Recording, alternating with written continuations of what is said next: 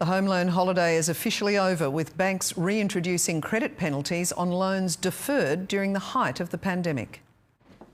Before the pandemic, corporate masseuse Alex Carpenter provided relaxation for office workers. With JobKeeper over and business slow to return, now she's the one feeling the squeeze.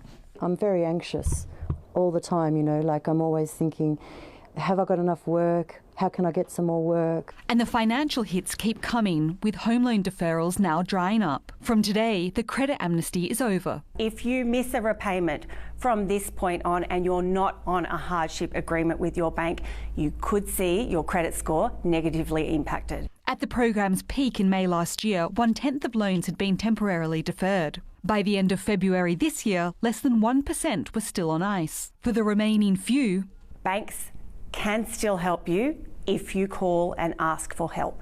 But make sure you call before you miss a payment. From July this year, banks will shift focus to comprehensive credit reporting, which was delayed during the pandemic.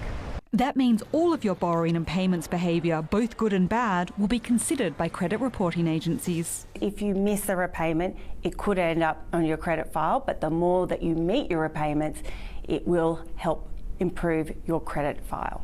Gemma, Acton, 7 News. Time for the weather now. Amelia's at the market tonight. How's it looking, Mills? Oh, Jane, the market's just about to close here ahead of Good Friday, with traders expecting more people again on Saturday, stocking up on Easter treats. Weather-wise, well, today's a bit of a treat too. Plenty of sunshine. We hit a top of 32.3 degrees.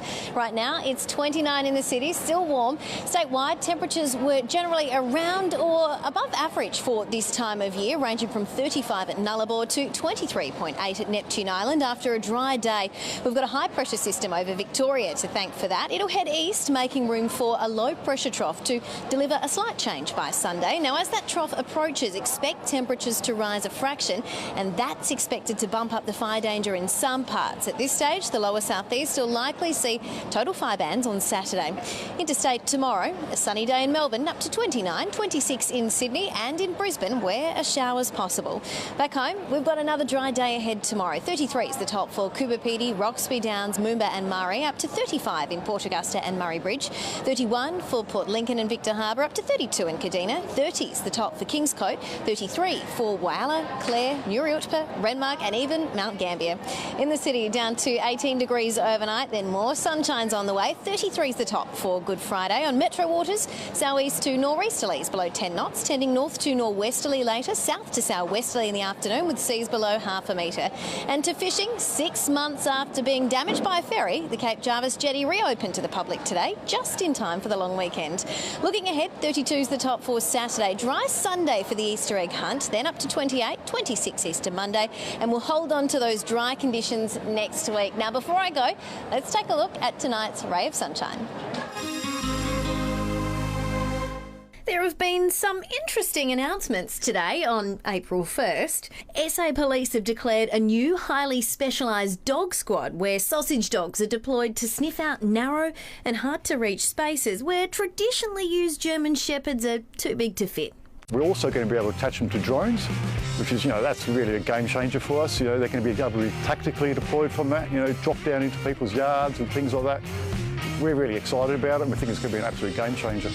Meanwhile, the CFS says it's adopted an official tartan with a kilt, now available to be worn as part of the uniform. Other Scottish accessories are optional, and fruit and veg shop Tony and Mark's is expanding. When their fleet isn't in use for produce deliveries, you can use them in your wedding.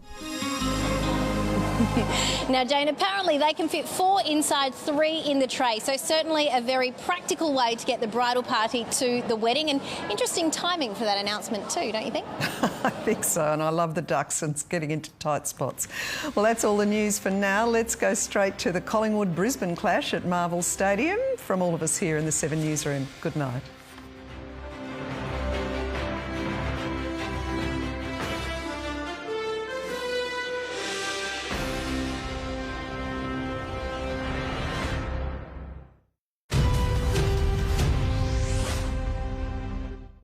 To watch home